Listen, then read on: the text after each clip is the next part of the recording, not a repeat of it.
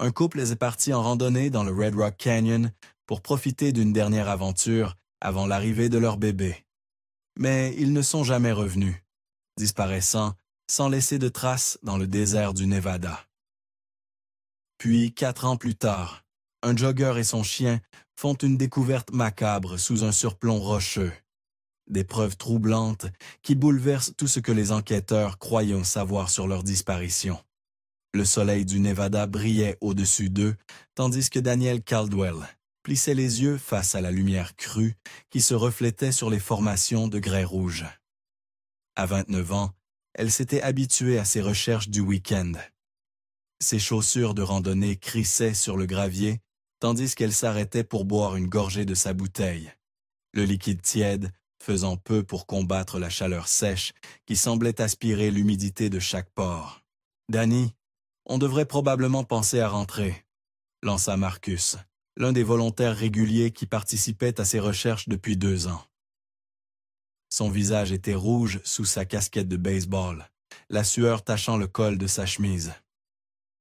Danielle regarda autour d'elle le petit groupe, 7 personnes au total aujourd'hui, contre les 15 qui se présentaient régulièrement quand l'affaire était encore fraîche. 4 ans avaient tendance à user l'espoir, le transformant en quelque chose de complètement différent. Ce qui avait commencé comme des recherches désespérées de survivants s'était depuis longtemps transformé en une expédition sinistre à la recherche d'une conclusion. « Oui, tu as raison », répondit-elle. La sœur de Danielle, Marissa, était enceinte de 7 mois et demi lorsqu'elle avait disparu avec son mari Ethan, il y a 4 ans. Danielle sortit son GPS pour marquer leur zone de recherche.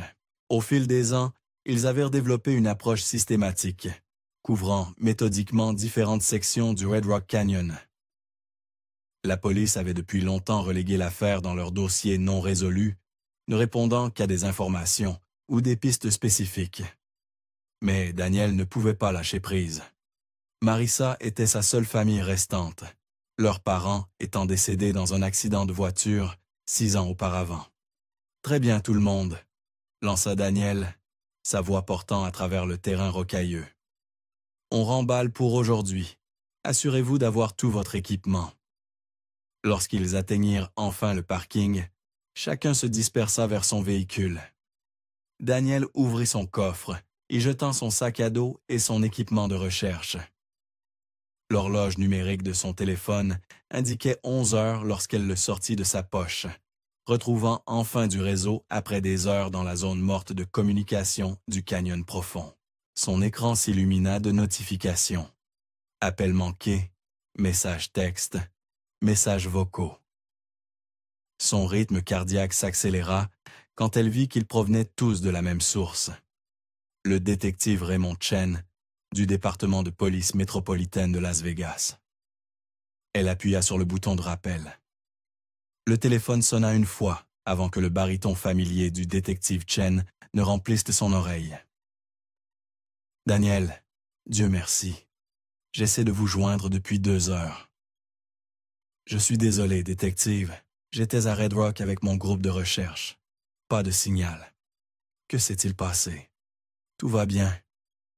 Êtes-vous Bavada?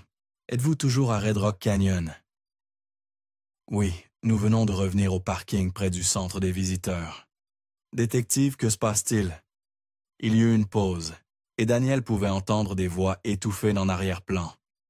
Nous avons eu un développement dans l'affaire de votre sœur. Un randonneur a trouvé quelque chose ce matin que nous pensons appartenir à Marissa. La bouteille d'eau glissa de l'autre main de Danielle, éclaboussant l'asphalte chaud. Sarah et Marcus, qui chargeaient leur fille propre véhicule à proximité, remarquèrent ceci sans sa détresse et se précipitèrent bien vers elle. « Quel genre de preuve ?» réussit à demander Danielle, sa voix à peine plus qu'un murmure. « Je préférerais en discuter en personne. Pouvez-vous vous rendre à la boucle de White Rock Hills? C'est du côté nord du canyon. Je vous enverrai les coordonnées exactes. » « Bien sûr, oui, je pars tout de suite. » « Bien, je vous enverrai l'emplacement par message.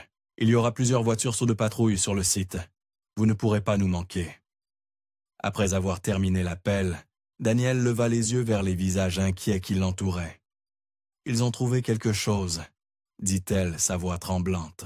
« Le détective veut qu'on le rejoigne à la boucle de White Rock Hills. » Sans hésitation, Sarah posa une main réconfortante sur son épaule. « Nous venons avec toi. » Son téléphone vibra avec les coordonnées envoyées par le détective Chen. Elle les entra dans son GPS, notant que l'emplacement était à environ 45 minutes de là. 3 autres volontaires, Tom, Janet et Phil, acceptèrent de les rejoindre, formant un petit convoi alors qu'ils quittèrent le parking. Le paysage changea pendant qu'ils conduisaient. Les roches rouges emblématiques cédant la place à des formations calcaires plus pâles. La boucle de White Rock Hills était une zone moins populaire du système de parc, connue pour son terrain difficile et son emplacement isolé. En approchant des coordonnées, Daniel aperçut le groupe de véhicules de police. Elle se gara dans la zone de stationnement improvisée, ses mains tremblant alors qu'elle passait en position de stationnement.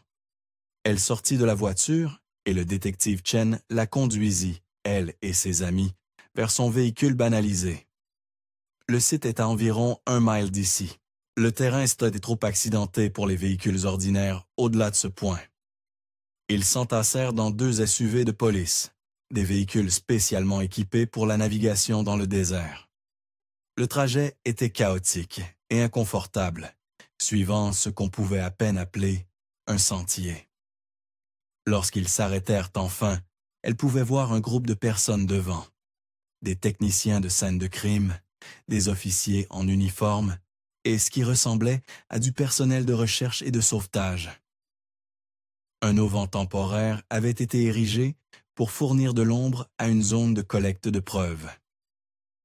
Alors qu'il parcourait à pied la distance restante, le détective Chen se mit à marcher à côté d'elle. « Je veux vous préparer à ce que nous avons trouvé. Ce n'est pas une bonne nouvelle, Daniel. » Elle hocha la tête, incapable de parler. Ses jambes semblaient de plomb, chaque pas nécessitant un effort conscient. Ils s'approchèrent d'un surplomb où un homme se tenait près d'un berger allemand. Le détective Chen fit les présentations. « Daniel, voici Malcolm Brandt. C'est lui qui a fait la découverte ce matin. » Malcolm était un homme d'une 40aine d'années, à la peau tannée par le soleil et aux yeux bienveillants. Il retira sa casquette de baseball respectueusement. « Je suis vraiment désolé pour ce que vous traversez, » dit-il doucement. « Je faisais une randonnée avec Bella ici. » Il indiqua le chien, essayant un nouveau sentier que je n'avais jamais exploré auparavant, plus difficile que mes itinéraires habituels. Bella a couru en avant et est revenue avec quelque chose dans sa gueule. Le regard de Daniel tomba sur la table de preuves où divers objets étaient exposés, étiquetés et photographiés. Son souffle se coupa quand elle les vit. Des os, indéniablement humains, pâles et usés par l'exposition. « C'était un radius », continua doucement Malcolm. « De l'avant-bras, je l'ai reconnu parce que j'étais ambulancier avant. Une fois que j'ai réalisé ce que Bella avait trouvé, j'ai marqué l'endroit et appelé immédiatement le 911. » Le détective Chen guida Daniel plus près de la table de preuves. Après l'appel de M. Brandt, nous avons immédiatement envoyé notre équipe médico-légale. Il y a eu une tempête de vent violente hier soir, probablement la pire que nous ayons eue de toute l'année. Nous pensons qu'elle a dispersé des restes qui avaient été protégés jusqu'à présent. Daniel se força à regarder la collection d'os, sa vision se brouillant de larmes. Mais c'est la preuve suivante qui fit fléchir ses genoux.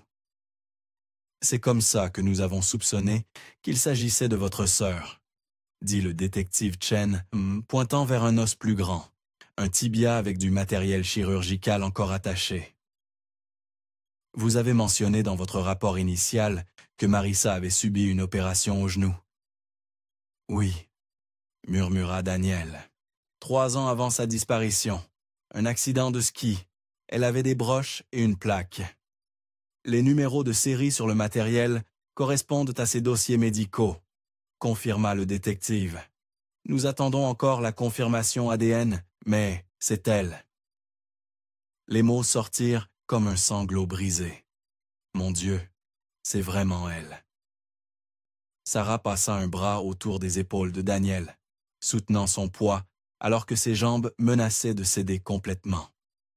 Mais le détective Chen n'avait pas terminé. Son expression devint encore plus sombre.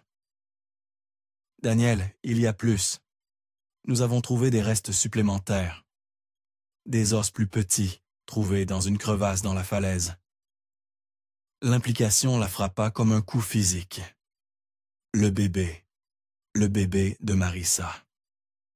L'anthropologue médico-légal pense qu'il correspond à un fœtus à terme. Poursuivit le détective Chen, son comportement professionnel masquant à peine son propre malaise.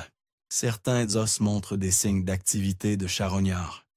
Les coyotes sont courants dans cette région. Daniel ne pouvait plus retenir ses sanglots. 4 ans d'espoir, d'imaginer des scénarios où Marissa et Ethan auraient survécu d'une manière ou d'une autre. Perdus ou blessés, mais vivants quelque part. Tout s'effondrait face à ces os usés, posés sur une table pliante. Et Ethan réussit-elle à demander entre deux inspirations. « Avez-vous trouvé? » « Non, » répondit le détective Chen. « Nous n'avons trouvé aucun reste que nous pouvons définitivement identifier comme étant masculin. L'équipe de recherche travaille encore, élargissant la grille, mais jusqu'à présent, rien. » Comment est-ce possible? Ils étaient ensemble. Ils ont posté cette photo sur Facebook depuis le canyon ce matin-là. L'expression du détective était soigneusement neutre. C'est l'une des nombreuses questions auxquelles nous devons répondre. Sans preuve des restes d'Ethan ou aucun signe d'autre partie impliquée, nous devons considérer toutes les possibilités. Vous pensez qu'Ethan a fait ça? La voix de Daniel s'éleva d'incrédulité. C'est insensé. Il l'aimait. Ils ont essayé pendant 6 ans d'avoir un bébé. Il était chirurgien. Il sauvait des vies. Il n'aurait jamais. Je comprends que c'est difficile à envisager, dit calmement le détective. Mais dans des cas comme celui-ci, nous devons examiner tous les angles. Le fait que seuls les restes de votre sœur aient été trouvés, qu'ils aient été dissimulés plutôt que simplement perdus, ce sont des facteurs que nous ne pouvons pas ignorer. Daniel secoua vigoureusement la tête. Ethan n'était même pas un randonneur expérimenté. Ni l'un ni l'autre ne l'était. C'est pourquoi je leur ai dit de ne pas y aller, surtout avec Marissa si avancée dans sa grossesse. Ils m'ont dit qu'il faisait juste une randonnée légère. L'idée qu'il aurait pu naviguer si loin dans le désert, faire quelque chose à elle, cacher les corps, ça n'a pas de sens. Les gens peuvent nous surprendre, même ceux que nous pensons bien connaître, répondit doucement le détective. Mais vous avez raison, il y a beaucoup de questions. C'est pourquoi nous devons tout réexaminer. Il fit un geste vers la falaise où du ruban de scène de crime délimitait une zone. Les restes ont été trouvés sous ce surplomb, partiellement protégés par des roches tombées. Il est possible qu'ils aient été là tout ce temps, préservés par l'abri, jusqu'à ce que la tempête d'hier soir les déplace. « Alors, que se passe-t-il maintenant? » demanda Daniel, épuisé par le poids émotionnel de la dernière heure. Nous transporterons tout au bureau du médecin légiste pour une analyse complète et des tests ADN. Nous aurons besoin d'un échantillon de votre part pour comparaison, puisque vous êtes la sœur biologique de Marissa. L'enquête sera rouverte comme active. Daniel hocha la tête, engourdi. Elle s'approcha de l'endroit où Malcolm Brandt se tenait avec son chien, ayant besoin de remercier l'homme qui lui avait finalement donné des réponses, même si ce n'était pas celle qu'elle avait espérée. « Monsieur Brandt, Merci d'avoir signalé cela, d'avoir fait ce qui était juste. » Les yeux de Malcolm étaient pleins de compassion. « Je suis simplement désolé que ce soit une nouvelle si difficile. Bella et moi venons ici plusieurs fois par semaine, mais c'était notre première fois dans cette zone particulière. Je suppose que c'était le destin. Serait-il acceptable que je vous contacte plus tard pour vous remercier correctement? Marissa aurait voulu. Sa voix se brisa à nouveau. Bien sûr, le détective a mes coordonnées. Prenez tout le temps dont vous avez besoin. Le détective Chen s'approcha à nouveau. Daniel, nous devrions rentrer. L'équipe médico-légale sera ici pendant plusieurs heures encore. Mais il n'y a rien de plus que vous ayez besoin de voir. Nous aurons besoin que vous veniez au poste pour l'échantillon d'ADN et pour revoir les dossiers de l'affaire. Le voyage de retour vers le parking se passa dans un brouillard. À leur arrivée, la présence des médias avait grandi, mais Daniel se sentait trop épuisé pour se soucier de leurs questions criées ou de leurs caméras cliquetantes. « Vous pouvez nous suivre jusqu'au poste », dit le détective Chen. « Ou, si vous préférez, je peux demander à un officier de conduire votre voiture, et vous pouvez venir avec moi. » Daniel regarda ses mains tremblantes, puis les clés qu'elle serrait. « Je ne pense pas que je devrais conduire maintenant. » C'est parfaitement compréhensible. Il fit signe à un jeune officier. « L'agent Martinez s'occupera de votre véhicule. » Alors qu'elle remettait ses clés et montait dans la voiture du détective, Daniel jeta un dernier regard au paysage désertique qui avait englouti sa sœur 4 ans auparavant et qui ne commençait que maintenant à livrer ses secrets. Le bâtiment du département de police métropolitaine de Las Vegas se dressait devant eux, sa façade moderne de verre et de béton reflétant le soleil impitoyable de l'après-midi.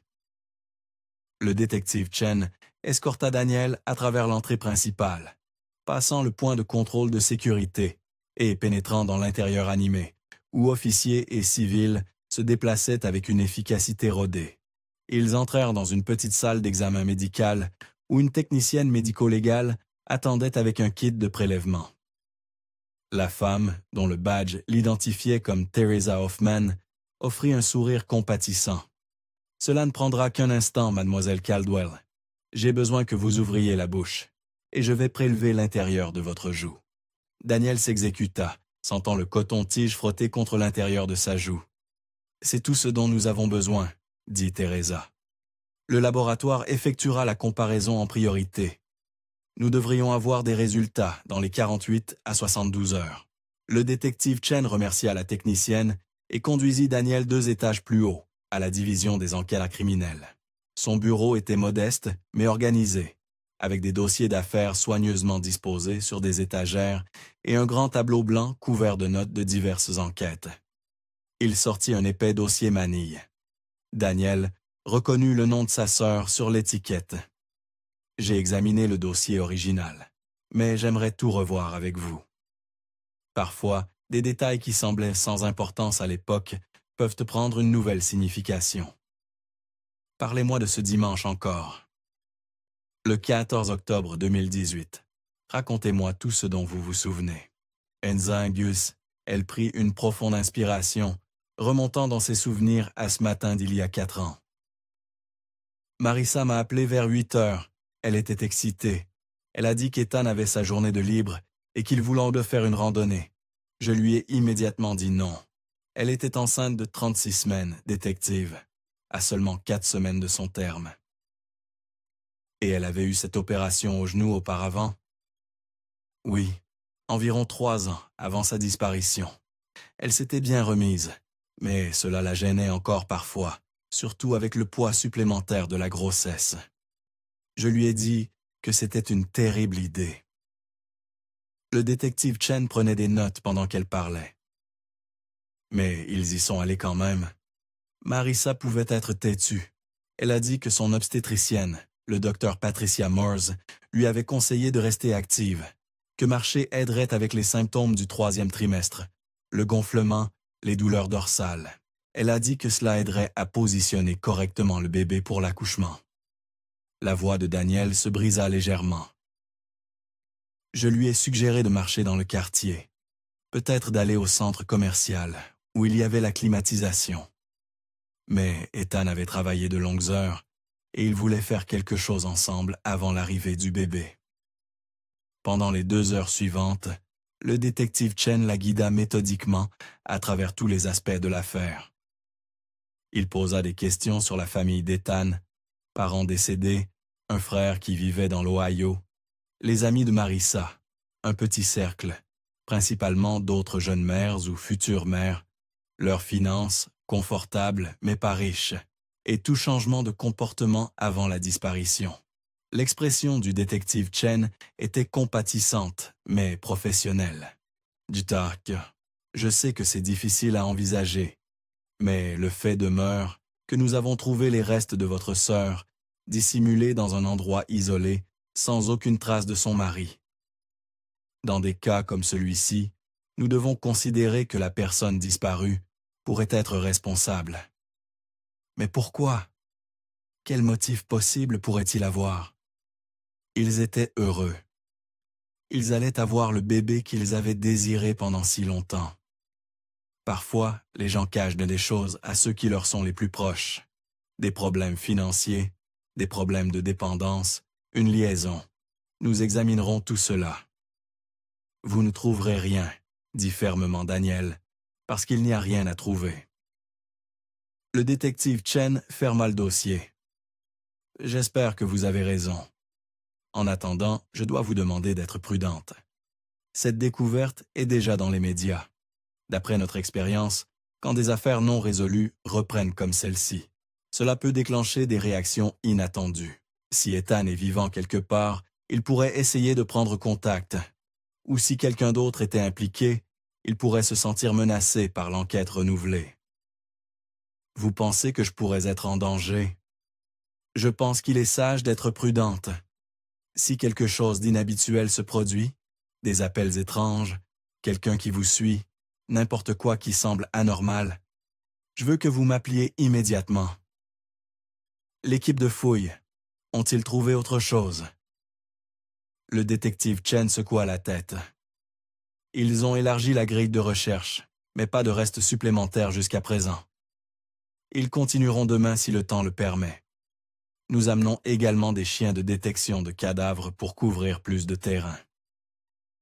Daniel se leva, son corps lourd d'épuisement physique et émotionnel. Ils marchèrent ensemble jusqu'au couloir principal. En passant devant les ascenseurs, un jeune officier s'approcha avec un trousseau de clés. « Mademoiselle Caldwell, l'agent Martinez m'a demandé de vous rendre ceci. »« Merci, » dit Daniel prenant ses clés. Le trajet familier dans son allée ne s'était jamais senti aussi définitif. Daniel entra dans son garage, la porte automatique se fermant derrière elle, comme un point final sur les révélations de la journée. À l'intérieur, sa maison semblait incroyablement silencieuse. Elle laissa tomber ses clés sur la table d'entrée et trébucha jusqu'au salon, s'effondrant sur le canapé alors que le poids de tout s'abattait sur elle. Les larmes vinrent alors, de grands sanglots déchirants qui secouaient tout son corps. Son regard tomba sur la collection de photos de famille disposées sur les étagères intégrées. Maintenant, elle était la seule qui restait. La photo se brouilla alors que de nouvelles larmes coulèrent sur ses joues. Ses parents, tués par un conducteur ivre sur le chemin du retour de leur dîner du 35e anniversaire. Et maintenant, Marissa et son enfant à naître. Leurs os éparpillés dans le désert, comme des déchets abandonnés. Ne pouvant plus supporter le silence, elle se dirigea vers sa chambre, soudainement épuisée, mais sachant que le sommeil serait difficile à trouver. Par impulsion, elle ouvrit son ordinateur portable et navigua vers Facebook. Elle utilisait rarement la plateforme, mais la curiosité concernant l'homme qui avait trouvé sa sœur la poussa à rechercher Malcolm Brandt. Son profil était public, rempli exactement de ce qu'elle aurait attendu d'un randonneur passionné. Photo après photo le montraient sur divers sentiers à travers le Nevada et les États voisins, toujours avec Bella à ses côtés. Un post d'il y a 3 semaines attira son attention. Malcolm se tenait devant un petit café appelé Desert Blooms, tenant ce qui semblait être une part de gâteau au miel de lavande. Sa légende disait « Le meilleur gâteau que j'ai mangé depuis des années. » Ce petit endroit près de Valley of Fire est un joyau caché. La mention du gâteau déclencha un flot de souvenirs. Marissa avait un talent extraordinaire pour les pâtisseries. Même après avoir quitté son poste au Wynn pour se concentrer sur sa grossesse, elle avait continué à cuisiner. Leur maison sentait toujours la vanille, le beurre, le pain frais et les délicates sucreries. En fixant le poste de Malcolm, Danielle pensa à la façon dont elle voulait le remercier. Un cadeau acheté en magasin semblait inadéquat pour l'homme qui lui avait finalement donné des réponses. Assise dans sa chambre silencieuse, Danielle prit une décision. Elle honorerait Malcolm et sa sœur en maintenant ce rêve vivant. Mais d'abord, elle avait besoin du livre de recettes de Marissa pour préparer quelque chose pour Malcolm. Le carnet manuscrit contenait toutes les recettes précieuses de Marissa. Danielle savait qu'il était dans la maison de Marissa et Ethan. Elle jeta un coup d'œil à la fenêtre, notant qu'il restait encore un peu de lumière du jour. L'idée d'attendre jusqu'au lendemain semblait insupportable. Si elle récupérait les recettes ce soir, elle pourrait commencer à cuisiner dès le matin. La marche jusqu'à la maison de Marissa avait toujours été agréable. Juste 10 minutes à travers le quartier résidentiel, tranquille qu'elles avaient choisi, spécifiquement pour être proches l'une de l'autre. Mais maintenant, alors que le soleil couchant peignait le ciel de teintes ambrées et rosées, chaque point de repère familier semblait un petit chagrin. La maison elle-même se tenait silencieusement sur son terrain d'angle, ressemblant exactement à ce qu'elle était 4 ans auparavant, à l'exception de la pelouse trop longue et de la pile de journaux jaunis sur le porche. Danielle avait maintenu les impôts fonciers et les services publics pendant la première année, espérant contre tout espoir. Finalement, la réalité financière l'avait forcée à laisser la plupart des services expirer, ne gardant que le minimum pour empêcher la ville de condamner la propriété. Elle utilisa sa clé pour déverrouiller la porte d'entrée. L'odeur familière du parfum à la vanille de sa sœur s'était depuis longtemps estompée, remplacée par l'odeur de renfermé d'une maison fermée depuis trop longtemps. Elle monta l'escalier jusqu'à la chambre principale, chaque pas résonnant dans la maison vide. Le livre de recettes serait dans la cachette secrète de Marissa, elle en était certaine. Sa sœur avait été protectrice de ses recettes, les traitant comme la propriété intellectuelle précieuse qu'elles étaient. La chambre semblait particulièrement vide. Le lit portait encore l'empreinte de quelqu'un qui s'y était assis, probablement un détective examinant les tiroirs de la table de nuit. Danielle chercha d'abord aux endroits évidents. La bibliothèque, la commode, les étagères du placard. Rien. Puis elle se souvint de l'armoire cachée. Marissa la lui avait montrée une fois, ravie par son ingéniosité. Ce qui ressemblait à un simple miroir décoratif au-dessus du lit s'ouvrait en fait pour révéler une armoire peu profonde derrière. Danielle tendit la main et appuya sur le loquet caché. Le miroir s'ouvrit, et il était là. Un carnet relié en cuir avec « Recettes de Marissa » gravé sur la couverture en lettres d'or. Elle le sortit soigneusement, s'asseyant sur le canapé poussiéreux pour feuilleter ses pages. L'écriture précise de sa sœur remplissait chaque page. Chaque recette était un petit morceau de l'âme de Marissa, préservé à l'encre. Un bruit venant de l'extérieur la fit sursauter.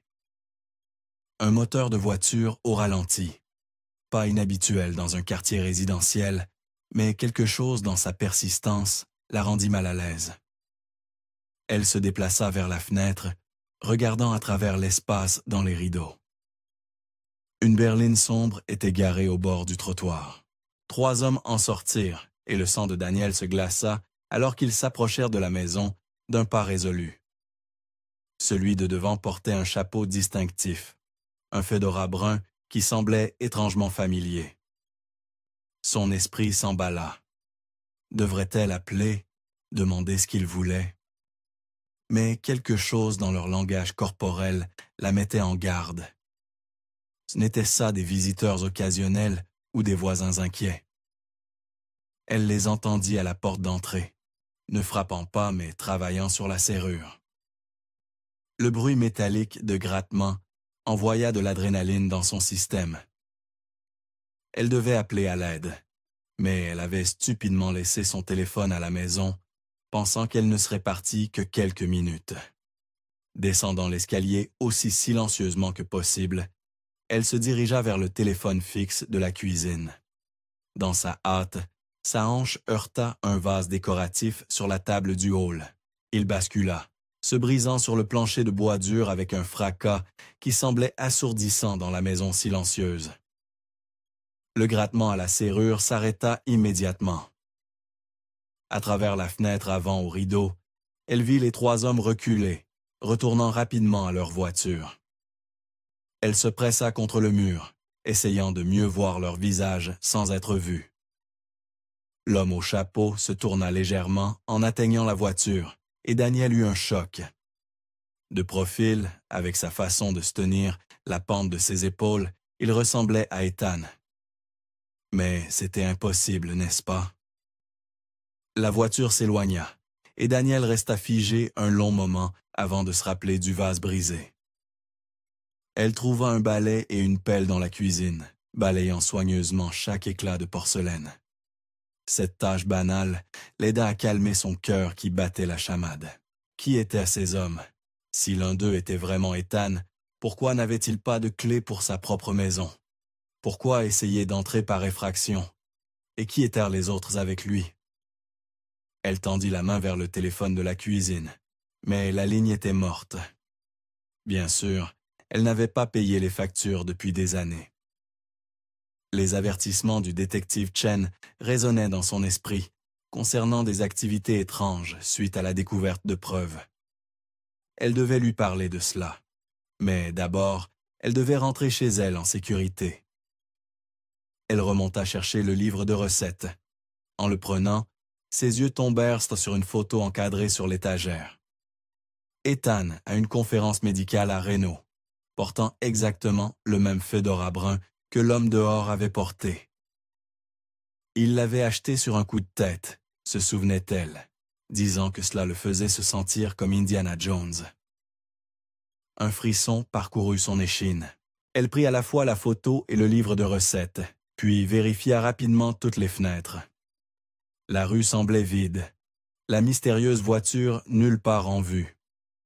Pourtant, elle se sentait exposée et vulnérable, alors qu'elle verrouillait la maison et commençait à marcher vers chez elle, serrant le livre de recettes et la photo contre sa poitrine. Chaque ombre semblait menaçante. Chaque moteur de voiture faisait accélérer son cœur. La marche de 10 minutes semblait durer 1 heure. Ce n'est que lorsqu'elle fut en sécurité dans sa propre maison, la porte verrouillée et le verrou tiré, qu'elle s'autorisa à respirer normalement. Au moment où la porte d'entrée de Daniel se referma derrière elle, elle se précipita vers son téléphone, les mains tremblantes alors qu'elle composait le numéro direct du détective Chen. Il répondit à la 2e sonnerie. « Détective, quelque chose vient de se passer chez Marissa, » dit-elle sans préambule, les mots se bousculant dans sa précipitation. « Je pense que 3 hommes ont essayé d'entrer par effraction. J'étais à l'intérieur pour récupérer quelque chose, et je les ai entendus travailler sur la serrure. Quand j'ai renversé un vase, ils se sont enfuis. Êtes-vous en sécurité maintenant?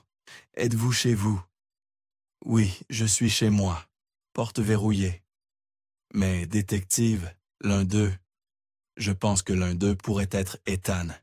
Il portait ce fedora brun distinctif qu'Ethan possédait. » Il y eut une pause sur la ligne. « Vous pensez? Avez-vous vu clairement son visage? » « Non, » admit Daniel, la frustration colorant sa voix. Juste un aperçu de son profil alors qu'il remontait dans la voiture, mais le chapeau, sa façon de se déplacer. Et s'il s'était Ethan, pourquoi n'avait-il pas de clé? Pourquoi entrer par effraction? Quel genre de véhicule conduisait-il? Une berline sombre. Noir ou bleu foncé, je ne pouvais pas distinguer dans le crépuscule. Je n'ai pas relevé la plaque d'immatriculation. Le détective Chen soupira. J'enverrai une unité de patrouille, vérifier la zone et interroger les voisins. C'est à peu près tout ce que nous pouvons faire avec des informations aussi limitées. Ne pouvez-vous pas poster quelqu'un à la maison? Et s'ils reviennent? Je comprends votre inquiétude, mais je ne peux pas justifier de poster un officier là-bas indéfiniment sur la base d'une tentative d'effraction par des sujets non identifiés. Nous n'avons pas les ressources pour cela. Daniel serra le téléphone plus fort. Mais vous avez dit vous-même que la découverte pourrait déclencher quelque chose. Je l'ai dit, et je maintiens cet avertissement. Nous augmenterons les patrouilles dans la zone et alerterons les voisins pour qu'ils soient dignement vigilants. S'ils voient de quelque chose de suspect, ils appelleront. Après avoir obtenu la promesse qu'elle appellerait immédiatement si autre chose se produisait, le détective Chen termina l'appel. Daniel posa le téléphone et s'appuya contre son comptoir de cuisine. L'adrénaline s'estompait lentement, cédant la place à l'épuisement. Le livre de recettes était posé sur son comptoir, et elle l'ouvrit au hasard à une page présentant le fameux gâteau au miel de Marissa, qui conviendrait à Malcolm. Elle étudia la recette, faisant un inventaire mental de ce qu'elle avait et de ce dont elle avait besoin. Elle manquait d'œufs et était complètement à court de la bonne vanille que Marissa exigeait toujours. Daniel rassembla son sac à main et sa liste de courses. L'épicerie n'était qu'à 10 minutes en voiture, située dans une petite bande commerciale qui restait animée même après la tombée de la nuit. La routine familière des courses serait apaisante, se dit-elle. Le parking était bien éclairé. Les enseignes au néon de l'épicerie, de la station-service et de la boutique de donuts ouverte 24 heures sur 24, créant une île de luminosité dans la nuit désertique. Daniel se gara près de l'entrée et tendit la main vers ses sacs réutilisables quand un mouvement à la station-service attira son attention. 3 hommes sortirent de la supérette et son sang se glaça quand elle reconnut le fedora brun.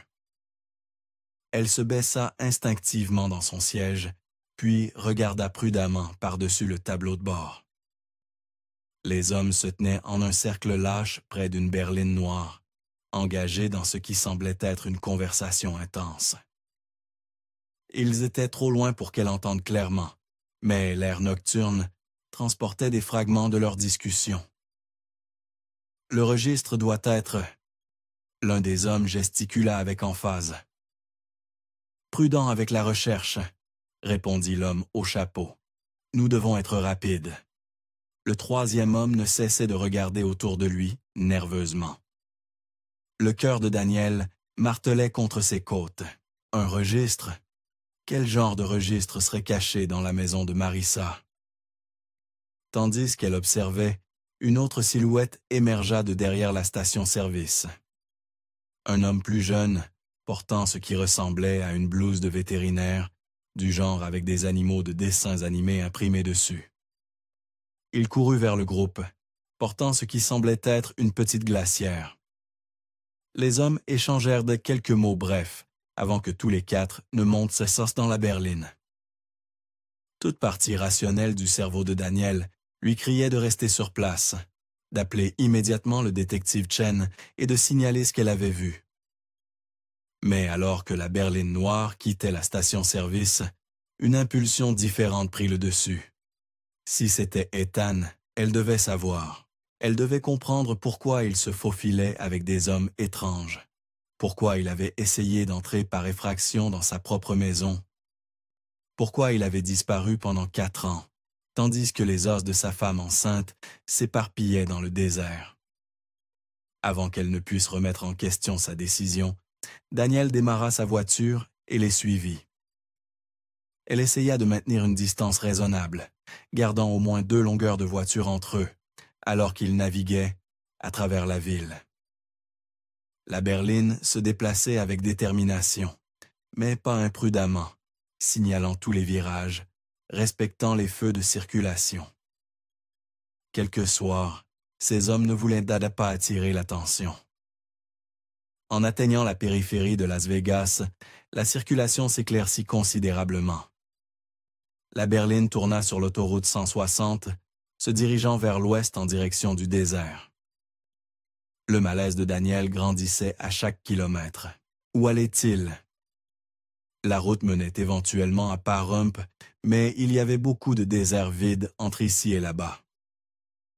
Avec moins de voitures sur la route, maintenir la couverture devenait de plus en plus difficile. Daniel recula davantage, gardant à peine les feux arrière de la berline en vue. Elle saisit son téléphone sur la console centrale, tâtonnant pour composer le numéro du détective Chen, tout en gardant un œil sur la route. « Vous les suivez ?» Sa voix était vive, d'incrédulité et de colère. « Daniel, faites demi-tour tout de suite. C'est dangereux et inutile. Mais et si c'est vraiment Ethan? Et si c'est lui? Quel est votre raté? Quel est votre plan? Vous êtes seul, non entraîné, et vous suivez des sujets potentiellement dangereux dans le désert la nuit. Faites un demi-tour. Maintenant, nous gérons cela correctement. » Daniel jeta un coup d'œil à la route sombre devant elle. Le détective avait raison, bien sûr. Elle était imprudente, guidée par l'émotion plutôt que par la logique. Les lumières de la berline étaient à peine visibles maintenant, juste des points rouges dans l'obscurité. « D'accord, » dit-elle finalement. « Vous avez raison, je fais demi-tour. » Elle ralentit, cherchant un endroit sûr pour faire un demi-tour sur l'autoroute étroite. L'accotement était du sable mou qui pourrait facilement piéger les roues de sa voiture. Finalement, elle repéra une section plus large de la chaussée, probablement une ancienne aire de construction. Daniel venait de terminer son demi-tour, les phares pointant maintenant vers les lumières de la ville au loin, quand elle remarqua des phares dans son rétroviseur. La berline noire avait également fait demi-tour et approchait rapidement. « Oh mon Dieu !» souffla-t-elle, laissant tomber son téléphone alors qu'elle appuyait sur l'accélérateur. « Oh mon Dieu, ils m'ont vu !» dit-elle. Sa Honda Civic ne faisait pas le poids face au moteur qui propulsait la berline. En quelques instants, elle l'avait rattrapé, collant agressivement son pare-choc. Daniel poussa sa voiture plus fort, le compteur de vitesse dépassant les 70, puis les 80 km/h. La berline suivait facilement le rythme, puis s'élança en avant, se plaçant à côté d'elle. Daniel aperçut le passager, définitivement l'homme au fedora, lui faisant signe de se ranger sur le côté. Elle l'ignora, serrant le volant de ses mains crispées. La berline dévia soudainement dans sa voie, la forçant vers l'accotement. Daniel avait deux choix, les percuter ou percuter le sable. Elle choisit le sable, pompant ses freins alors que ses pneus quittèrent la chaussée. La voiture fit une embardée sauvage avant de s'arrêter dans un nuage de poussière. Avant qu'elle ne puisse passer en marche arrière, la berline s'était arrêtée derrière elle, bloquant toute fuite. Daniel verrouilla frénétiquement les portes, son téléphone quelque part sur le plancher, probablement sous le siège. Elle regarda avec terreur l'homme au fedora descendre, récupérant quelque chose dans le coffre de la berline. Un pied de biche. « S'il vous plaît, » dit-elle inutilement, alors qu'il s'approchait de sa vitre côté conducteur. « S'il vous plaît, ne... » Le verre de sécurité explosa vers l'intérieur en une pluie de petits cubes. Des mains passèrent à travers, déverrouillant la porte, la traînant dehors, malgré ses luttes. Dans la lumière du plafonnier de sa voiture, elle vit enfin clairement le visage de l'homme. Ce n'était pas Ethan. Le soulagement fut de courte durée, alors que des mains rugueuses attachèrent ses poignets avec des serre-câbles et lui mettaient un bâillon dans la bouche. Un autre homme fouillait sa voiture, rassemblant son sac à main, son téléphone, tout ce qui pourrait l'identifier. Ils la poussèrent sur le siège arrière de la berline, un homme assis de chaque côté d'elle, l'un d'eux étant l'homme en blouse. Par la lunette arrière, elle vit un autre homme monter dans sa Honda. L'intérieur de la berline empestait les cigarettes rances et quelque chose de médicinal qui lui donnait la nausée. Elle se débattit contre ses liens, essayant de desserrer les serre-câbles qui coupaient en ses poignets. Mais l'homme à côté d'elle, Max, elle les avait entendus l'appeler, pressa simplement une main charnue sur son épaule. « Économise ton énergie », conseilla-t-il avec une fausse inquiétude. « Tu vas en avoir besoin. » Le conducteur, portant toujours le fedora d'Ethan, la regarda dans le rétroviseur. « Je vous avais dit, les gars, que c'était elle. Des infos ce matin. Je n'oublie jamais un visage. Je l'ai vue de la fenêtre à l'intérieur de la maison où elle regardait. Heureusement que le film de la vitre de sa voiture était bon marché. On pouvait voir à travers. « Ah !» s'exclama Max. Il lui avait bandé les yeux peu après avoir quitté l'autoroute. Le voyage semblait interminable. Probablement au moins 1 heure de conduite plus profondément dans la nuit désertique. Quand la voiture s'arrêta enfin, elle entendit le crissement de pas sur le sable, le hurlement lointain des coyotes. La porte s'ouvrit et des mains la tirèrent brutalement. Le bandeau fut retiré, mais le bâillon resta fermement en place. Daniel cligna des yeux dans l'obscurité, ses yeux s'adaptant pour révéler une grande structure d'entrepôt qui semblait se matérialiser du désert lui-même. Le bâtiment semblait abandonné de l'extérieur, avec des lumières faibles, à peine visibles à travers des fenêtres sales. Le moment où il franchissait sans que le seuil, son hypothèse s'avéra incorrecte. L'intérieur brillait de lumières de fluorescentes, révélant un espace qui était tout sauf abandonné. Les fenêtres, réalisa-t-elle, avaient été traitées avec une sorte de film pour empêcher la lumière de s'échapper, faisant paraître le bâtiment sombre et désert à quiconque passait à proximité. L'homme au fedora retira son chapeau, passant une main dans ses cheveux gras, et Daniel eut son premier regard clair sur lui. Définitivement pas Ethan. Cet homme était plus petit, plus trapu, avec des cicatrices d'acné, couvrant ses joues et des yeux bruns froids qui ne contenaient aucune chaleur.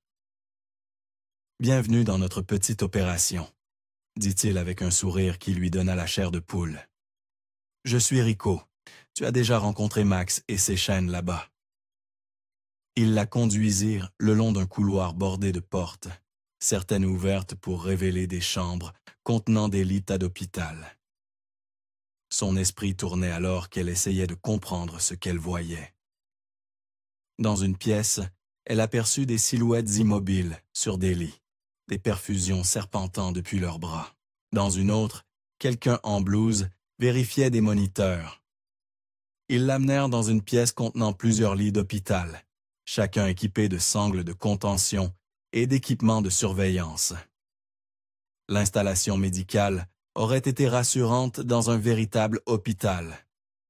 Ici, elle la remplissait de froid. Ils la forcèrent sur un lit, et Max transféra efficacement ses entraves des serre-câbles aux sangles intégrées du lit, attachant ses poignets aux barres latérales. Ce n'est qu'alors que Rico retira le bâillon. Daniel cria immédiatement à l'aide, sa voix résonnant sur les murs de béton. Rico la gifla négligemment, le cou envoyant sa tête sur le côté. « Fais ça encore, et tu ne verras jamais un autre jour, c'est clair. » Daniel goûta le sang là où ses dents avaient recoupé sa joue. Elle hocha la tête, des larmes coulant sur son visage. « Bonne fille. » Rico se tourna vers Max. « Ah, des nouvelles de Chet. S'est-il occupé de sa voiture? »« Devrait être abandonné maintenant, » répondit Max. « Il connaît la procédure. » Daniel retrouva sa voix, bien qu'elle sortît comme un murmure. « Ce chapeau, où l'avez-vous eu? » Max rit, un son dur. « Elle connaît le chapeau, Rico. » Le sourire de Rico s'élargit. « Ne t'inquiète pas pour ça. Des choses plus importantes à considérer maintenant. » Il se tourna vers Max. « Va chercher notre chirurgien.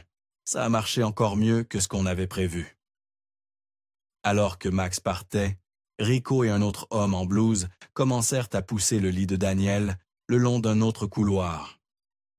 Les murs ici étaient plus vieux, la peinture s'écaillant, les lumières fluorescentes clignotant par intermittence. Ils passèrent à travers des doubles portes dans ce qui était clairement destiné à être une salle d'opération, bien que cela ressemblât davantage à quelque chose d'un film d'horreur qu'à un établissement médical. L'équipement chirurgical semblait fonctionnel, mais ancien. Les lumières au plafond étaient dures mais inégales, créant des flaques d'ombre dans les coins. Il n'y avait pas de fenêtre, pas de connexion avec le monde extérieur. Ils la transférèrent d'être sur la table d'opération, ses protestations et ses luttes inutiles face à leur efficacité rodée. « Faites-la taire », ordonna Rico, « mais pas trop fort. Nous avons besoin qu'elle soit consciente. » L'un du personnel médical, bien que Daniel soupçonnât que leur qualification était douteuse au mieux, sortit une seringue. Elle essaya de se tordre, mais des mains fermes la maintinrent immobile, tandis que l'aiguille perçait son bras. En quelques minutes, une étrange léthargie se répandit dans ses membres. Elle restait pleinement consciente, son esprit vif de terreur, mais son corps se sentait lourd, épuisé, comme si elle venait de courir un marathon. La drogue n'émoussait pas la peur. Si quoi que ce soit, être consciente mais incapable de se battre la rendait pire. Les portes s'ouvrirent bruyamment. Un garde traîna une silhouette en vêtements sales, le poussant brutalement en avant. Le cœur de Daniel s'arrêta quand elle reconnut le profil de l'homme. La manière familière dont il se tenait, malgré sa malnutrition évidente. Ethan. Il était vivant, plus mince, son visage émacié et marqué de contusions en voie de guérison. Ses mains chirurgicales tremblant légèrement, mais vivant. Les hommes de Rico l'entourèrent, le forçant à enfiler des vêtements chirurgicaux avec une efficacité rodée. « Lave-toi, Doc, tu connais la procédure. » Ethan se déplaça mécaniquement vers le lavabo chirurgical, ses mouvements ceux d'un homme qui avait effectué ce rituel d'innombrables fois. Mais quand il se tourna vers la table d'opération et vit qui y était allongé, son visage devint blême. « Daniel !» Le mot sortit étranglé. Daniel essaya de parler, mais la drogue rendait tout difficile. « S'il te plaît », réussit-elle à dire, sa voix faible. « Ethan, c'est moi. S'il te plaît, non. Quoi qu'il veuille que tu fasses. » Le visage d'Ethan passa du choc à la fureur. Il se retourna vers Rico. « Absolument pas. Je ne ferai pas ça. Peu importe combien vous me battez, j'ai fini de travailler pour vous. Je ne vais pas opérer ma belle-sœur. »« Ta belle-sœur » Rico feignit la surprise. « Pas étonnant que je l'ai vue à ta maison. » La voix d'Ethan s'éleva. « Ma maison ?» Le rire de Rico était froid. Histoire drôle, en fait. Nous voulions juste prendre ton registre et tes papiers d'assurance de ta maison. Besoin d'un levier pour te remettre dans le droit chemin. Mais alors, celle-ci était là, nous observant de l'intérieur. Et quand nous sommes pas partis, cette femme stupide nous a suivis. Alors, nous avons juste profité de l'opportunité. Elle fait un bien meilleur levier que quelques vieux papiers, tu ne penses pas? L'esprit embrumé par la drogue de Daniel luttait pour comprendre. Registre, papier d'assurance, dans quoi Ethan avait-il été impliqué? Le patron sympathise, Doc, continua Rico, son ton jovial disparaissant. Dominique veut que tu reprennes le travail. Tu refuses depuis des semaines maintenant, et c'est mauvais pour les affaires. Alors, voilà le marché. Tu recommences à opérer. Tu nous montres cette loyauté dont nous avons besoin. Ou la petite Dani, ici, devient notre prochain donneur. Ton choix. Espèce de salaud. Les mains d'Ethan se serrèrent en poing. Espèce de... Tic-tac, Doc. Qu'est-ce que ce sera? Daniel observa la lutte intérieure d'Ethan se jouer sur son visage. 4 ans de questions s'abattirent sur elle. Où avait-il été? Qu'était cet endroit? Qu'était-il arrivé à Marissa? Finalement, les épaules d'Ethan s'affaissèrent en signe de défaite. Très bien, mais elle ne sera pas touchée. C'est le marché. Quelle chance tu as, dit Rico à Daniel avec une joie feinte. Un beau-frère au grand cœur. La famille veille sur la famille, comme c'est touchant. Les portes s'ouvrirent à nouveau. L'homme en blouse de vétérinaire de la station-service poussa un brancard. La silhouette attachée dessus était jeune, féminine, inconsciente. Une autre victime. Déplacez-la, ordonna Rico, faisant un geste vers Daniel. Ils la transférèrent dans un fauteuil roulant, la positionnant dans le coin où elle pouvait tout voir, mais ne rien faire. Elle croisa le regard d'Ethan un instant. Il était rempli d'angoisse, d'excuses silencieuses. Malgré les effets de la drogue, elle resta suffisamment alerte pour comprendre ce dont elle était témoin.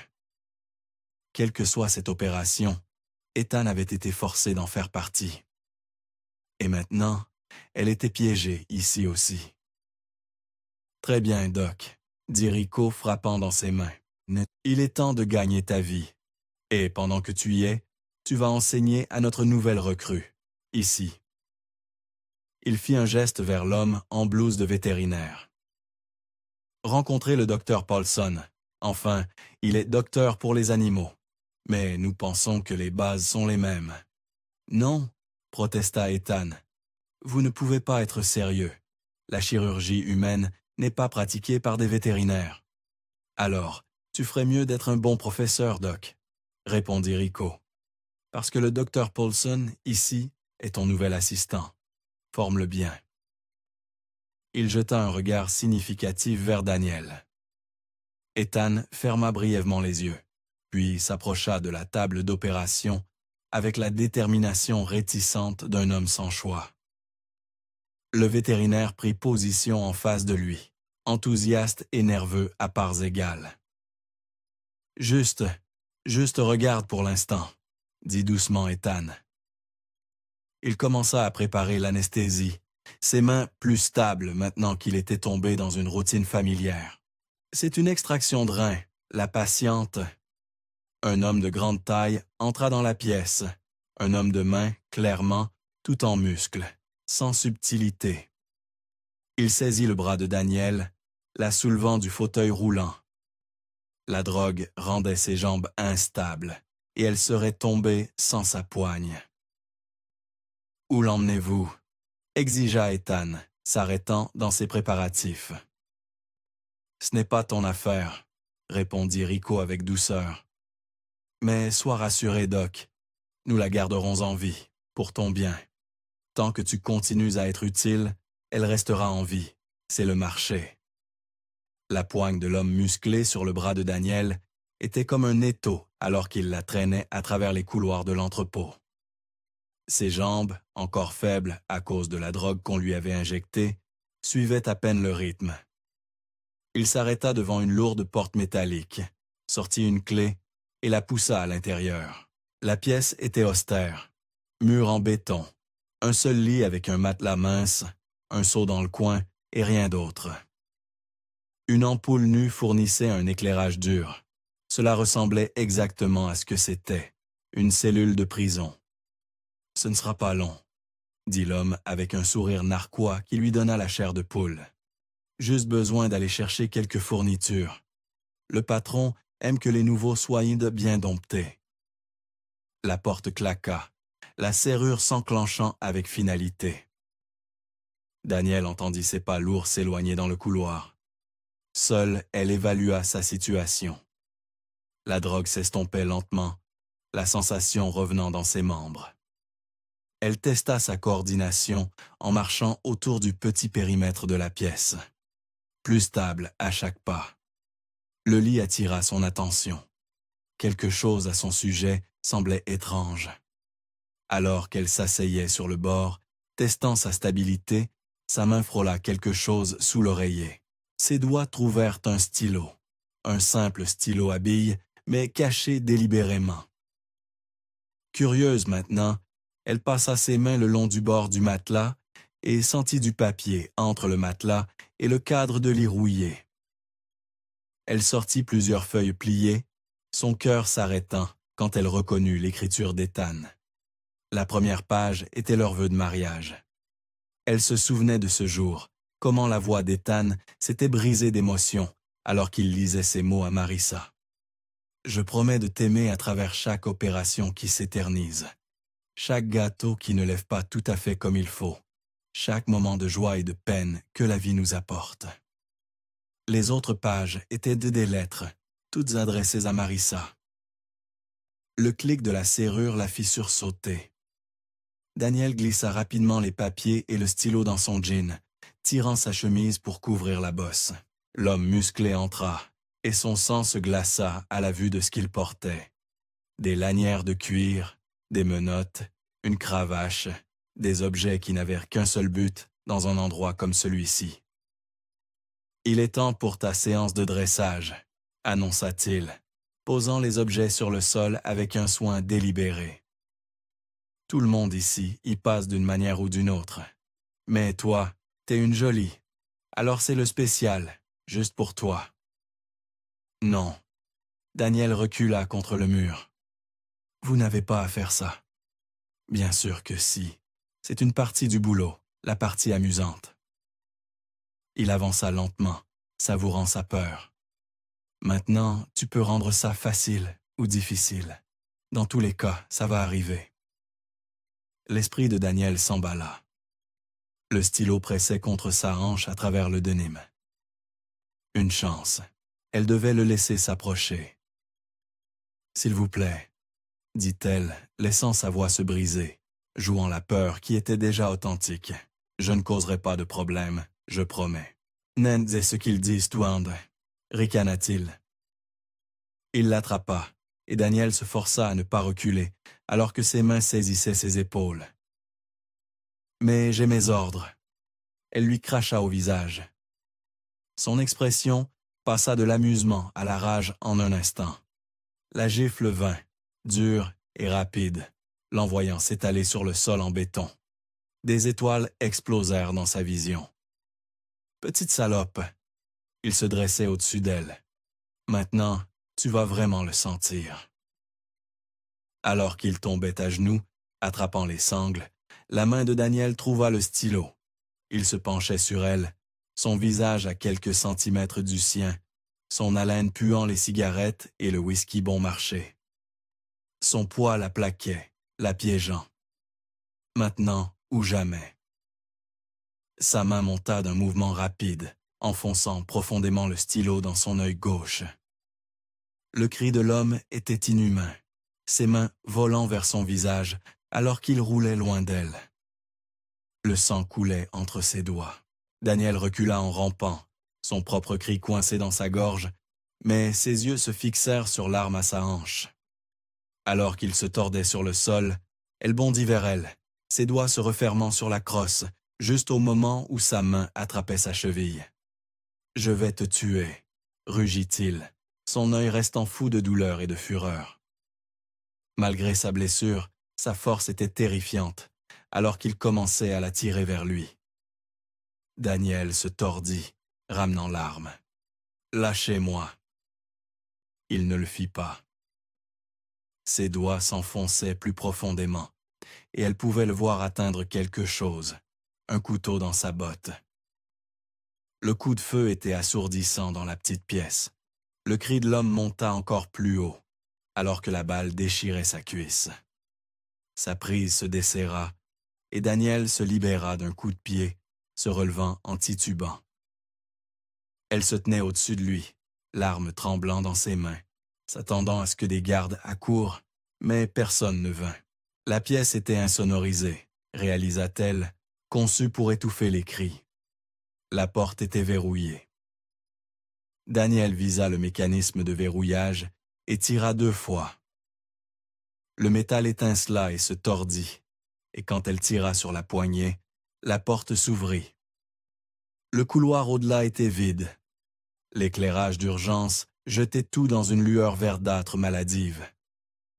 Elle n'avait aucune idée de quelle direction prendre, mais rester sur place signifiait la mort. Elle choisit la gauche et courut. Ses pieds chaussés claquaient contre le béton froid, alors qu'elle naviguait dans le labyrinthe de couloirs. Elle devait trouver un bureau, un téléphone, un moyen de contacter le monde extérieur. Son téléphone portable avait disparu, probablement détruit avec sa voiture. Des voix devant la firent se cacher dans une alcôve. Deux hommes en blouse passèrent, discutant de quelque chose à propos de l'expédition de demain. Elle attendit que leurs pas s'évanouissent avant de continuer. Une cage d'escalier apparut sur sa droite. Monter ou descendre? Elle choisit de monter, espérant trouver des bureaux administratifs plutôt que plus d'horreur. Elle avait à peine atteint le palier suivant quand des bras puissants l'entourèrent par derrière, une main se plaquant sur sa bouche avant qu'elle ne puisse crier. Son doigt trouva la gâchette, mais le murmure urgent de l'homme l'arrêta. « Ne tirez pas, je suis un ami. Je suis ici pour aider. Ethan m'a envoyé. » Daniel se débattit, ne le croyant pas. « S'il vous plaît, » continua l'homme. « Je m'appelle Tom. Ethan m'a sauvé la vie. Nous avons prévu de nous échapper et de fermer cet endroit. J'ai vu ce qui s'est passé sur les caméras de sécurité, vous, dans la salle d'opération. Nous devons bouger maintenant. » Il retira lentement sa main de sa bouche. Daniel pivota pour lui faire face, l'arme levée. L'homme, Tom, avait la quarantaine, mince et aguerri. Il souleva sa chemise pour révéler une énorme cicatrice chirurgicale sur son abdomen, encore rose et en cours de guérison. « Il y a 7 jours, j'étais censé mourir, » dit-il rapidement. Opération ratée par l'un de leurs bouchers. Perdu trop de sang, organes défaillants. Mais Ethan est intervenu. M'a opéré à nouveau, officieusement, sans la permission de Dominique. Réparé ce que l'autre gars avait détruit. Je lui dois la vie. Comment puis-je savoir que vous dites la vérité? Vous ne pouvez pas. Mais dans environ 2 minutes, ils vont trouver ce garde que vous avez abattu. Ensuite, tout cet endroit sera en confinement, et nous serons tous les deux morts. Alors, vous pouvez soit me faire confiance, soit essayer de trouver votre propre chemin. » Daniel hésita, puis baissa légèrement l'arme. « Où est Ethan maintenant? » « Toujours en chirurgie. Il ne peut pas partir. Mais il m'a dit que si j'avais la chance de m'enfuir, je devais la saisir. Et maintenant, vous êtes là. Notre chance. » Tom jeta un regard nerveux vers la cage d'escalier. « Mon camion est dans le parc automobile, mais nous devons bouger maintenant. » Contre son meilleur jugement, Daniel hocha la tête. Tom montra le chemin, se déplaçant avec détermination à travers des couloirs qu'il connaissait manifestement bien. Ils rencontrèrent quelques personnes, mais la présence de Tom semblait leur accorder le passage. Juste un autre travailleur, escortant quelqu'un quelque part. Le parc automobile était une zone de garage, remplie de divers véhicules. Le camion de Tom, un vieux Ford F-150, était garé près de la sortie. Il prit une casquette de baseball et des lunettes de soleil de la cabine, les tendant à Daniel avec un élastique pour cheveux. « Mets-les. Essaie d'avoir l'air d'appartenir à cet endroit. » Elle mit ses cheveux sous la casquette, glissa les lunettes de soleil malgré la nuit. Tom démarra le moteur et elle retint son souffle alors qu'il conduisait vers le point de contrôle de sécurité à la sortie. Le garde les regarda à peine, leur faisant simplement signe de passer. Ils étaient dehors. Tom conduisit vite, mais pas imprudemment, mettant des kilomètres entre eux et l'entrepôt. Le désert s'étendait sans fin dans toutes les directions, les étoiles brillant dans le ciel nocturne clair. Daniel n'avait aucune idée d'où ils étaient. « Il y a une station-service à environ 50 kilomètres d'ici, » dit Tom.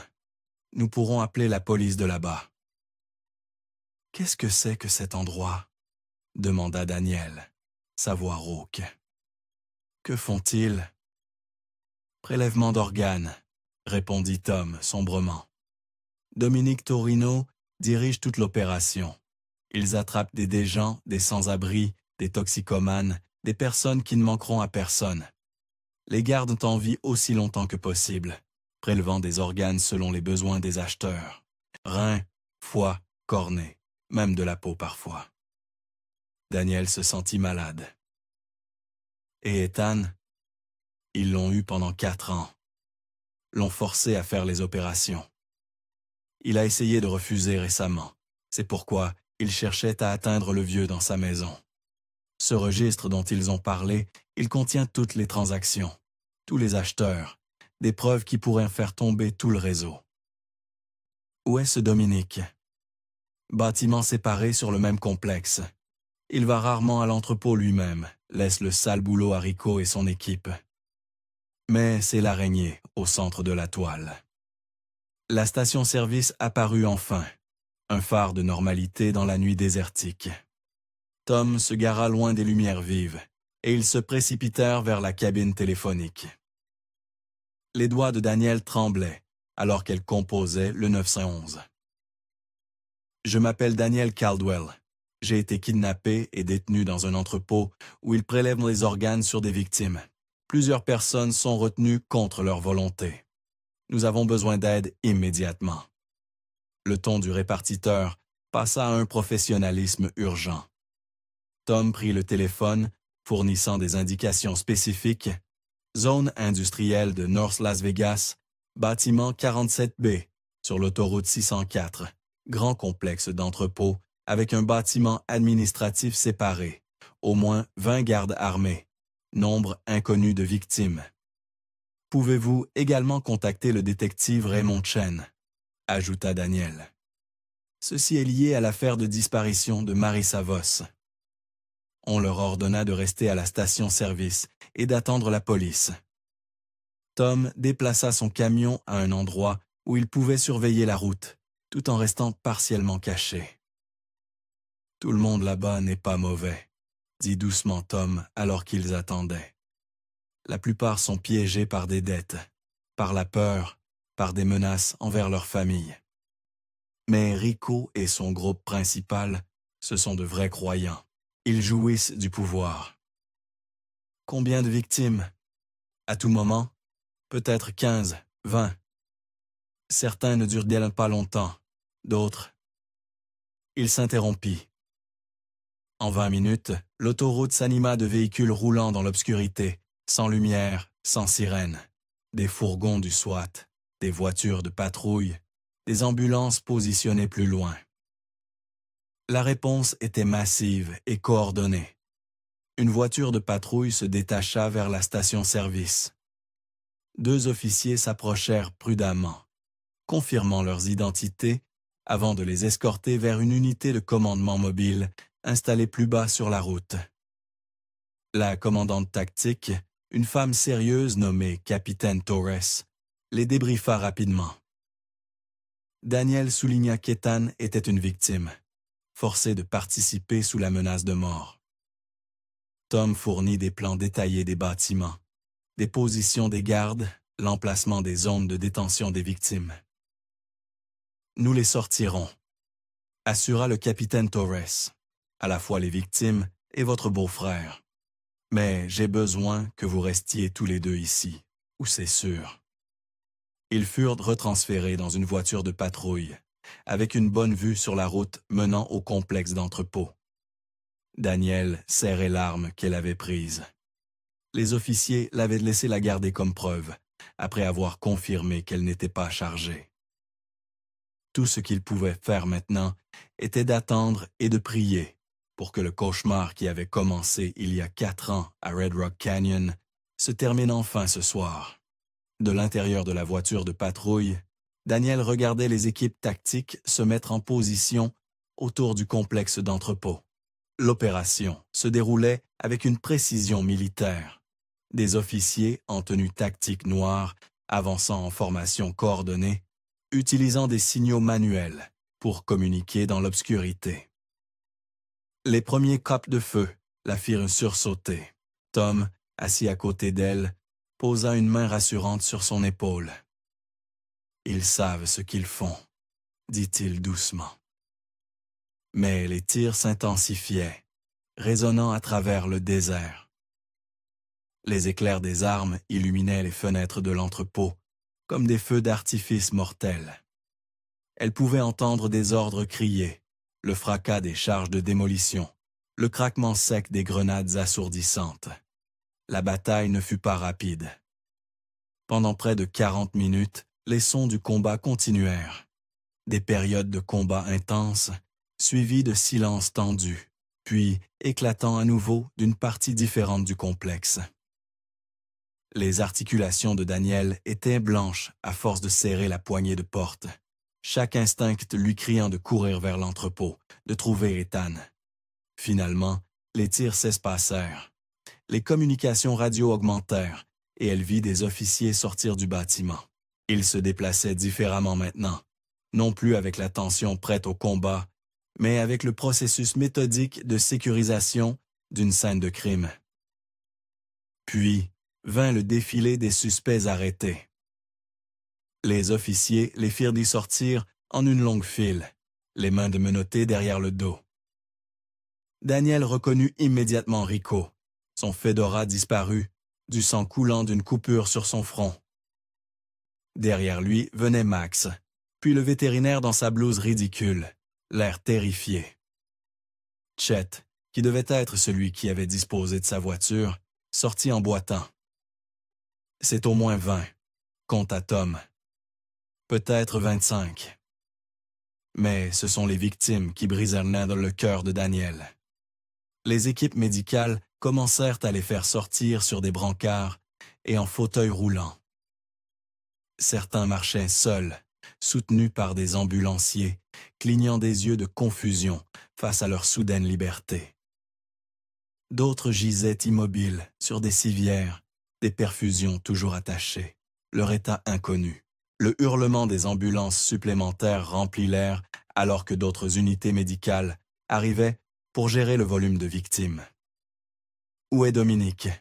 dit soudainement Tom, scrutant les hommes arrêtés chargés dans des fourgons de police. « Je ne le vois pas. » Daniel chercha aussi, mais le patron du crime n'était nulle part parmi les captifs. Elle vit des officiers se concerter urgemment, certains se dirigeant vers le bâtiment administratif que Tom avait mentionné. Puis elle aperçut une silhouette familière sortant de l'entrepôt. Ethan, marchant lentement, flanqué de 2 officiers. Même à distance, elle pouvait voir à quel point il était devenu mince, avec quelle prudence il se déplaçait. Un ambulancier l'intercepta, le guidant vers l'une des ambulances. « Je dois aller vers lui », dit Daniel, atteignant la poignée de porte. L'officier sur le siège avant se retourna. « Madame, veuillez attendre jusqu'à... C'est mon beau-frère. Il a été porté disparu pendant 4 ans, s'il vous plaît. » L'officier demanda la permission par radio, puis hocha la tête. « Restez près des véhicules. Cette scène n'est pas encore totalement sécurisée. » Daniel sortit précipitamment de la voiture de patrouille. Tom suivant. Elle se faufila entre les véhicules d'urgence, ses yeux fixés sur Ethan. Il était assis sur le pare-choc arrière d'une ambulance maintenant, un ambulancier vérifiant ses signes vitaux. « Ethan !» Il leva les yeux à sa voix, et l'expression qui traversa son visage faillit la briser. Chaque grain de douleur, honte, soulagement et angoisse se disputaient la dominance. Il essaya de se lever, mais vacilla, l'ambulancier le stabilisant. Ils étaient à 3 mètres l'un de l'autre, quand un mouvement dans la vision périphérique de Daniel la fit se retourner. Une silhouette s'approchait de la direction du bâtiment administratif. Un homme en costume coûteux, portant des armes dans les 2 mains. Sans qu'on le lui dise, elle sut que c'était Dominic Torino. Il se déplaçait avec le désespoir d'un animal acculé, tirant sauvagement en l'air, puis vers le groupe de véhicules de police. Les officiers plongèrent à couvert, criant des avertissements. Ce qui se passa ensuite sembla se dérouler au ralenti. Le visage d'Ethan se tordit de rage, 4 ans de torture et de culpabilité se cristallisant en pure fureur. Il repoussa l'ambulancier et chargea depuis l'angle mort de Dominique, le plaquant avec toute la force de son corps. Ils s'écrasèrent au sol, luttant pour le contrôle des armes. La formation médicale d'Ethan lui avait enseigné l'anatomie, mais la force de Dominique venait du désespoir. Ils roulèrent sur l'asphalte, chacun luttant pour l'avantage. Ethan réussit à saisir un pistolet et l'envoya glisser sur le sol. Son genou trouva le poignet de Dominique, le forçant à lâcher l'autre arme. En quelques secondes, Ethan avait inversé leur position, ramassant l'une des armes et la pressant contre la tempe de Dominique. « Tu l'as tué. » La voix d'Ethan était brute, primitive. « Tu as tué ma femme et mon bébé. Tu lui as tiré dans la tête comme si elle n'était rien. » Dominique, immobilisé sous lui, parvint à esquisser un sourire sanglant. « Vas-y, Doc. Appuie sur la détente. » La main d'Ethan tremblait. L'arme vacillait. Autour d'eux, des officiers avaient formé un cercle, armes dégainées, mais retenant leur tir. « Elle était enceinte, » dit Ethan, des larmes coulant sur son visage. « 8 mois de grossesse. Nous avions essayé pendant 6 ans d'avoir un bébé. Et toi, fais-le, » provoqua Dominique. « Tu le veux. Je peux le voir dans tes yeux. » Pendant un long moment, Daniel pensa qu'Ethan allait tirer. Son doigt se resserra sur la détente, tout son corps tremblant du besoin de vengeance. Puis ses épaules s'affaissèrent, le combat le quittant d'un coup. « Non, j'ai eu assez de morts à cause de toi. Tu ne me transformeras pas en tueur aussi. » Des officiers se précipitèrent, tirant Ethan et maîtrisant Dominique. Ils menottèrent vers le patron du crime rudement, le soulevant sur ses pieds. Même vaincu, les yeux de Dominique gardaient une arrogance froide, alors qu'il le traînait pour rejoindre ses associés arrêtés. Daniel se précipita vers Ethan alors qu'il s'effondrait à genoux sur l'asphalte. « C'était incroyablement stupide, » dit-elle, l'enveloppant dans ses bras. « Et incroyablement brave. Je ne pouvais pas. »